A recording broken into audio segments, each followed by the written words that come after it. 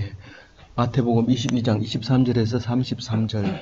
부활이 없다 하는 사두개인들이 그날 예수께 와서 물어 이르되, 그날 이러면 가슴이 철렁 내려앉는 그날이죠. 우리가 기다리고 있는 날, 이런데 오늘 여기서 그날은 요 앞에 이야기를 말하고 있는 거죠. 세금으로 시험을 할 때 세금을 내야 되느냐, 가이사에게 내야 되느냐, 말아야 되느냐 하고 헤롯 왕의 이 부하들과 바리새인의 부하들, 그 둘은 날마다 이제 앙숙이죠. 유대인 편에 서서 세금을 안 내겠다는 바리새인과 안 내면 체포하겠다는 헤롯 왕의 이 부하들이 둘이 동시에 가가지고 그렇게 싸우다가도 예수를 없애는 데는 둘이 의기투합해서 동시에 갑니다. 가서 내겠다 하면, 세금을 내겠다 하면 우리가 유대인들이 알아서 처리할 거고, 만약에 세금을 안 내겠다 하면 당신이 책임져라, 체포해가지고 가라, 이렇게 이제 둘이 약속을 하고 짜고 이제 와서 체포를 하려고 했는데, 예수님은 참으로 지혜롭게 그 말씀을 피해갑니다. 가이사의 것은 가이사에게 주고 하나님의 것은 하나님께 드려라, 그렇게 얘기할 때 이 두 사람은 아무도 잡지 못하고 그대로 돌아가는 그날 예수께 와서 사두개인들이 물어봅니다.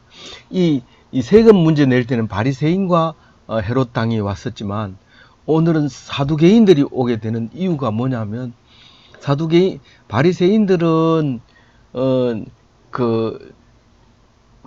그러니까 문서적인 게 굉장히 중요합니다. 문서적인 게 중요하고, 사두개인은 여당이기 때문에 여당이다 보니까 아주 현실주의입니다. 그러니까 로마에 더 가깝습니다. 그러니까 헤롯 당보다도 더 가까운 사두개인들입니다, 사실은. 그런데 이 사두개인들은 이제 현실적이다 보니까 당연히 부활이라는 말은 쓸데없는 생각이다, 왜 그런 데 시간 낭비하느냐, 그건 말하지 마라, 이렇게 하는 사두개인들이었던 거죠. 그러니까 그 사람들이 이제 요번에 찾아온 거죠. 이제 대적들에 대해서 전부 얘기하는데, 지금은 그 십자가에 돌아가시던 부활절, 그러니까 부활절, 그러니까 6월절의 어린 양으로 십자가에 돌아가시니까 6월절 주일에 주일부터 시작해서 월화, 지금 화요일이나 수요일쯤 되거든요. 이제 목요일 날 되면 붙잡혀서 이제 금요일 날 십자가에 못 박히게 되는데, 오늘 이제 그 화요일쯤 된 거예요. 수요일이나. 그런 이제 집중적으로 예수를 이제 공격하는 많은 대적들이 있는데, 이제 순서대로 이제 와서 실패하고 가고 있는데, 결국은 이제 말도 안 되는 것을 제목을 씌워서 죽이게 되지만, 어쨌든 사두개인이 이번에 와서 이제 말을 합니다. 아주 곤란하게 만들려고 하는 거죠. 왜냐하면 자기들은 자신 있게 얘기합니다. 이거는 말도 안 되는 거기 때문에 이 말을 하면 이건 제목으로 씌울 수 있는 충분한 이유가 있다. 왜냐하면 현실적으로 살아가는 사람들은 법만 따지지 뒤에 숨어 있는 건 안 따집니다. 다시 말해서 국회에서 법을 제정할 때 이렇게 해야 된다, 이런 이유 때문에 해야 된다라고 법을 정할 때, 사실은 그 법을 정하는 순간 그 법에 의해서 손해보는 사람이 있습니다. 어두움에서 힘들게 사는 사람이 있게 됩니다. 그러니까 너희들 마음대로 해라 그러면은 서툴지만은 그래도 눈에 발견되는 건 다 할 수 있지만, 법에 해놓으면, 법만 지키면 뒤에 법에서 법망에서 해당되지 않는 사람들은 죽어버릴 수밖에 없는 그런 어려움들이 숨어 있는 게 현실 법이죠. 그러니까 사두개인들은 부활에 대해서는 아예 문법적으로도 나타내지 않는 거죠. 유대인이지만은. 그런데 이제 오늘 예수가 무슨 말을 하게 되면, 이건 앞에 얘기하고 다른 얘기를 이제 하게 되면 거기에서 무슨 꼬투리를 잡을 수 있을 거다라고 생각을 하고 있는 거죠. 그래서 이제 사실은 이 질문으로 보면 어리석음을 나타내는 것을 알 수 있습니다. 그래서 이거를 사실은 거의 여태까지 살아오면서 말을 안 했거든요. 부활이 없다고 자기들이 믿고 있었지, 누구하고 가서 부활이 있느냐 없느냐 하고 말을 못했어요. 물론 밑에 사람들은 말할 수 있죠. 그렇지만 위에서 정치하는 사람이 이걸 꺼내놓으면 이건 문제를 걷잡을 수 없게 되고 나라가 파산될 수도 있습니다. 그러니까 이게 폭탄이 신기해서 이걸 시험 삼아 건들면 시험 삼는 게 없습니다. 시험 삼으면 벌써 터져버리고 죽어버릴 수 있는데 예수님을 이제 시험하는 거예요. 네가 지금 부활에 대해서 어떻게 알고 있느냐 말해봐라 뭐 이렇게 이제 말하는데 아주 사두개인들이 소설을 쓰죠. 예, 선생님이여 모세가 일렀으되 이렇게 이제 모세가 읽은 게 뭐냐면 사람이 만일 자식이 없이 죽으면 그 동생이 그 아내에게 장가들어 형을 위하여 상속자를 세울지니라. 왜 이런 형사치수 제도가 있어야 되느냐 하면 형이 이 상속을 받았는데 자식이 없어 죽으니까 자식이라야 그게 상속이 되는데 자식이 없으니까 자식을 있어야 그 부인도 살고 그 자식도 살 텐데 이름이 없는 거예요. 그러니까 그 부인이 아기를 낳으려면은 동생이 제일 가까이 있는 사람이 자식을 낳아줘야 된다는 거예요. 그래서 그게 일종의 고엘 제도의 하나로 들어가는 거죠. 히브리인의 고엘 제도는 아주 오랫동안 이게 그 법을 만들면서 정해져 내려오고 있는데 지금은 세대가 발달해서 이게 옛날 이 법으로 바뀌었지만 아주 그래도 이게 근거가 되어서 지금까지 제일 가까운 사람이 누구냐? 제일 가까운 사람이 이 재물을 상속받는 그런 일이 있습니다. 미국은 제일 가까운 사람도 못 찾으니까 뭐 걔에게 주기도 하고 뭐 이런다고 그러는데 그런 법이 지금까지 내려오고 있는 건데 사실은 이게 산자를 위한 법인데 죽은 자를 가지고 이야기하려고 이걸 꺼내 온 거예요. 이거 너무 엉터리 같은 얘기지만 고엘 제도 중에 여러 가지가 있는데 비저로 중대한 대속을 졌다든가 팔린 종이 됐으면 그것을 돈을 갚고 종을 찾아온다든가 팔린 토지를 회복한다든가 죄가 있으면 대신 죄를 갚아준다든가 지금처럼 제가 잘못 썼네요. 형사치수입니다. 형이 죽으면 형수를 취한다는 말이죠. 형사치수인데 근데 이 사람들은 말도 안 되는 얘기를 하는 거죠. 7형제가 다 형수하고 결혼을 했다는 거예요. 사실은 뭐 한 사람 두 사람 결혼해보면 애기 못 낳으면 사실 포기해야 되는 거죠. 근데 뭐 이게 7명이 그랬다고 하여튼 이 사람들이 지금 이야기를 소설을 써가지고 지금 얘기를 하고 있습니다. 그러니까 예수님이 모를 리가 없죠. 딱 이제 무슨 말인지 알아듣게 되죠. 그래서 26절 7명까지 다 그렇게 그 형수하고 결혼했는데 아기를 못 낳았다. 이런 얘기를 합니다. 그리고 나서 여자도 죽고 형제 7도 다 죽었는데 죽은 뒤에 누구하고 결혼합니까? 이렇게 얘기합니다. 누가 죽은 뒤에 결혼한다고 말한 사람이 누가 있었는데 죽은 뒤에 결혼한다고 얘기하는 사람이 누가 있었는데 그렇게 말하냐? 자기들 나름대로 그리스 시대의 그 철학자들이 얘기하는 것을 좀 따오기도 하고 성경에 있는 거 좀 따오기도 하고 나름대로 생각하기로 그렇게 생각한 거예요. 죽은 뒤에 누구하고 사느냐? 또 어떤 사람은 죽으면서 내가 죽어서 저 성에 가가지고는 니하고 안 산다 뭐 이러고 뭐 이런 식으로 자꾸 얘기하니까 이게 머릿속에 박혀 있는 게 아무 성경도 안 본 사람은 자기 나름대로 머릿속에 고정 딱 돼 있는 거예요.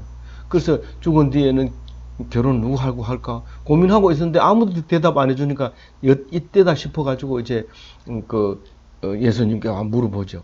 28절에 부활 때에 7 중 누구 아내가 되리까 이렇게 말하는데 부활이라고 하는 것은 믿는 사람에게 부활이 있는 거지 너희들은 지금 사두개인들 너희들은 지금 이름만 유대인이지 사두개파는 지금 성경도 안 보고 오직 현실 법만 지키고 있는 거 아니냐 그 말을 지금 28절에 기록을 하고 있는 거예요. 이걸 읽으면서 들으셔야 되는 거죠. 그러니까 예수님이 29절에 이런 얘기를 하죠. 성경도 알지 못하는 너들이고 하나님 능력도 알지 못하는 너들이다. 지금 부활에 대한 능력도 하나님이 가지고 있는데 너희들은 지금 성경도 모르고 하나님의 능력도 모르는 어리석은 것으로 똑똑한 것처럼 말하고 있는데 어리석음을 나타내는 것이다. 저는 이걸 읽으면서 내 모습을 그대로 보는 것처럼 그렇게 느껴졌어요. 아, 이게 내 모습이구나. 예수님 앞에서 부끄럽구나. 이제 그런 말을 하게 됩니다. 그래서 그 30절에 보면 부활 때는 장가도 아니 가고 시집도 아니 가고 하늘에 있는 천사와 같으니라. 그렇게 얘기합니다. 지금은 우리는 천사란 말을 잘 안 씁니다. 거의 그냥 상표할 때 엔젤이나 이런 칭찬할 때 엔젤이나 이런 말을 쓰지, 사실 엔젤은 안 쓰는 거죠. 그런데 이때 특히 구약에서도 잘 안 썼어요. 많이 안 썼는데 특히 예수님이 오실 때 그리스 시대, 로마 시대 요때 이제 천사를 많이 이제 사용하게 됐는데, 시집 장가 안 간다 그러니까 여자들이 너무 좋아하는 거예요. 왜 그러나, 이렇게 시월드가 없어졌다. 요즘 그 신조어인데 시집 시자 들어가 있는 사람들 모두는 시월드 속에 있는 사람들이라. 그래서 천국은 좋으니까 전부 부활해서 천국 가세요. 이렇게 이제 말할 수 있는 건데, 이 천사에 대해서는 이제 여러 가지 히브리서에 가장 많이 있습니다. 그래서 히브리서의 천사의 말을 가장 많이 쓰는데, 성경 66권 중에 유일하게 누가 썼는지 모르는 게 히브리서입니다. 그래서 히브리서를 따로 분리하지 않고 그냥 그 바울의 서신서 속에다가 집어넣어서 이제 신학교에 가면 이제 항상 교과목을 가르치는데, 사실은 히브리서 하나만 딱 가지고도 충분히 우리 신학에 정립을 할 수 있을 정도로 히브리서의 그 히브리인들의 내용이 빽빽하게 잘 들어 있습니다. 그 히브리서에 보면 이제 천사에 대해서 얘기하는데, 천사보다 그러니까 예수님을 보고 얘기하는 말인데 결국은 우리 보고 얘기하는 거죠. 천사보다 뛰어나게 만들어졌다는 거예요. 왜냐하면 아름다운 이름을 기업으로 줬기 때문에. 그러니까 하나님의 아들이라는 이름 때문에 우리는 천사보다 낫게 만들어졌다라고 얘기를 합니다. 그리고 천사보다 조금 못한 것이 있는데 그게 바로 죽음이라는 겁니다. 죽음 빼고는 다 천사보다 이제 나은 건데, 죽음 때문에 천사보다 잠깐 못한 것이 있는데 그게 히브리서 2장 7절에 그를 잠시 동안 천사보다 못하게 하시며 영광과 존귀로 관을 씌우며, 이런 구절이 있는데 예수님을 보고 그렇게 얘기하죠. 잠시 이제 십자가에서 죽고 3일 동안 무덤에 있다가 부활하는데, 그 부활은 그 존귀와 영광의 이 머리관, 월계수 관, 머리에 쓰는 모자란 말이죠. 그거를 얻었다는 거죠. 그래서 하나님 우편에 앉아 계신 그 예수님을 얘기할 때 그렇게 표현을 한 겁니다. 근데 그 부활하고 나면은 완전 영체로서의 이게 부활체를 입게 되는데, 그게 부활천사라고 말할 수 있다는 거죠. 누가복음에 이제 예수님이 부활하실 때의 장면이 누가복음 24장 23절에 그 예수님이 시체가 없어지자마자 바로 천사가 딱 나타나는 모습을 볼 수 있습니다. 다시 말해서 그것은 예수님이 천사와 같이 되었다는 의미를 표현할 수 있는 말이죠. 그래서 그 31절에 이렇게 얘기합니다. 너희들이 부활을 논할진대 하나님이 너희에게 말씀하신 바, 이렇게 얘기합니다. 그런데 이게 다른 번역에는 다 이게 완전히 두 단어로 되어 있어요. 죽은 자 가운데 너희들이 부활하지만, 이렇게 얘기를 두 개를 분리해 놨는데, 킹 제임스 버전의 성경은 그러나 죽은 자들이 부활에 관하여 하나님께서 너희에게 말씀하신 것을 너희가 알지 못하느냐. 뒤에 말이 부활에 대해서 이야기하고 있는 말이라는 것을 이 킹 제임스 버전만 정확하게 얘기합니다. 사실은 이 앞에 말과 뒤에 말이 잘 연결이 안 되기 때문에 중간에 자꾸 끊어서 번역을 해놨는데, 이게 붙어 있는 말이 분명한 게, 아브라함의 하나님이요 이삭의 하나님이요 야곱의 하나님과 부활과 무슨 관계가 있느냐는 거죠. 우리가 연결을 못하고 아직도 이 사도개인처럼 믿고 있는 것은 번역하는 사람조차도 우리는 그렇게 생각하고 있다는 것을 알 수 있습니다. 왜 그렇게 부활이 믿기가 힘드냐 하면요, 안전뱅이가 일어섰다 해도 믿고, 죽은 사람이 살아났다 해도 믿고, 아무 오히려 그것을 놀라고 그렇게 하지만, 내가 죽었다 살아나는 것에 대해서는 좀처럼 믿으려고 하지 않고 믿어지지 않는 것이죠. 그것은 나의 문제고, 늘 생각하는 문제고, 빠져나갈 수 없는 문제에 걸려 있기 때문에, 그게 해결이 안 되고 나름대로 해석해버리고 덮어버리는 거죠, 성경은. 근데 그게 아니라, 죽은 자의 하나님을 성경에 쓴 적은 없다는 거예요. 죽어 있는 사람이 하나님을 찬양할 수가 없습니다. 그 히스기야가 기도할 때 그 유명한 기도를 늘 내가 묵상을 하지만, 그 사람이 왜 그 몇 년을 연장했는가요? 기도하고 5년인가 10년인가 10년인가 모르지만 그 15년을 연장했다 그랬는가? 하여튼 그 연장한 그 기도문을 들어보면, 하나님, 내가 죽으면은 하나님을 찬양할 수 없지 않습니까? 나를 살려줘야 하나님을 찬양할 거 아닙니까? 그렇게 기도하는 게 아주 그 이사야서에 보면 그게 뼈저리게 이제 다가옵니다. 기도를 이렇게 하는 거구나. 살아야 되는 이유가 바로 하나님을 찬양하고 하나님께 영광 돌리기 위해서 살려달라고 기도해야 되는구나. 아니, 쓸데없이 죽어서 가는 그 천국을 기대하고, 나는 지금 비록 힘들고 어렵지만 죽어서 천국 갈 것을 믿습니다. 나는 천국 가서 하나님을 지금보다 훨씬 더 잘 믿겠습니다. 그거 오해라는 거죠. 그게 오해라는 거죠. 그렇게 하는 게 아니라는 거죠. 살아있을 때 죽지 않는다고 하는 것을 말해줘야 된다는 거죠. 죽지 않는다면, 부활이, 저승 가가지고 이생과 저생이라고 성경은 표현하는데, 저승이라고 안 하고 저생이라고 하는데, 이생과 저생이라고 표현하는데, 저생에 가서 무엇을 이 땅에서도 못하는 게 그거 가서 뭘 한다는 거예요. 그게 아니라는 거죠.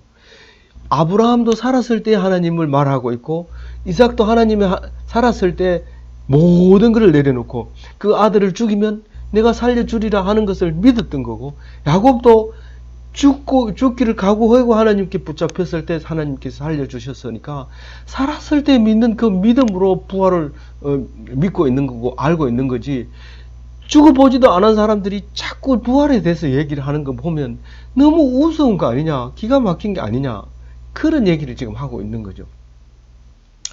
그래서 부활체는 신앙생활이 필요 없습니다. 완전 영체가 되면 그때는 신앙생활이 필요 없습니다. 우리가 몸을 육체를 몸으로 장막으로 입고 있을 때 이 부활 신앙이 필요한 거죠. 그래서 부활체는 죽지 않는 영체가 되는 것이고, 영혼 구원을 얻기 위해서, 영체를 얻기 위해서 살아서 믿는 게 신앙생활이죠. 근데 자꾸 상식적으로 얘기하고, 불교 사람들하고도 부활에 대해서 논하고, 불교하고 우리하고는 부활체 자체가 틀리기 때문에 그 사람들하고 이야기를 나누면 안 됩니다. 아, 맞아. 죽은 몸 누가 아나? 안 가봤어요? 아나? 죽은 뒤에 어떻게 아나?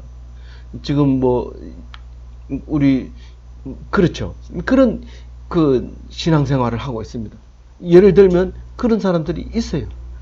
사후의 세계가에서 궁금하다. 믿음이 없는 사람은 사후의 세계가 궁금하죠. 사후의 세계가 왜 궁금합니까? 뭐 때문에 궁금합니까? 지금 살아있어도 하나님 말씀 못 듣는 사람이 영체에 대해 가지고 하나님 말씀을 어떻게 알아요? 알 길이 없습니다.